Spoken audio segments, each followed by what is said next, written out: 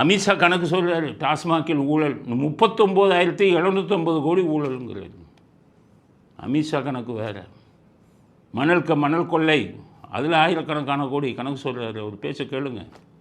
DMK सरकार ने 39,000 करोड़ के शराब घोटाला, sand mining scam, energy scam, ELCOT scam, transport का scam, money laundering scam, nutrition kit scam, free dhoti scam, cash for job, red sand smuggling और MNREGA scam சொல்லிட்டு நான் கூட என்ன நினச்சேன், அதனால் இவங்க மேலே வழக்கு பதிவு செய்ய போகிறேன்னு சொல்லுவாருன்னு நினச்சா, அவர் முடிக்கும் போது என்ன சொல்லிட்டாரு, தமிழக அரசியல்வாதிகள் இதற்கு பதில் சொல்லணும்ட்டார். அப்போ கேஸ் போடுற ஐடியா இல்லை.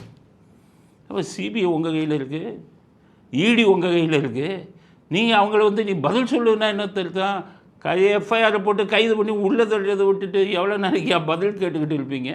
1,76,000 கோடி 2Gயை தான் கோட்டை விட்டீங்க. இப்போ அப்பீல்னு போய் ஹைகோர்ட்டில் அப்பீல் பண்ணியிருக்காங்க. டெல்லி ஹைகோர்ட்டில் இருக்கிற நீதிபதி வீட்டில் தான் நூற்றுக்கணக்கான கோடி பிடிச்சி எரிஞ்சது. அது யார் கொடுத்த படம்? கனிமொழி கொடுத்த படமா, ராசா கொடுத்த படமா? ஏன்னா அப்பீலே ஹைகோர்ட்டு தானே, டெல்லி ஹைகோர்ட்டில் தானே இருக்குது. இவங்கள பூரா வேடிக்கை. அது மாதிரி சந்தேகங்கள்லாம் வருது இல்லை.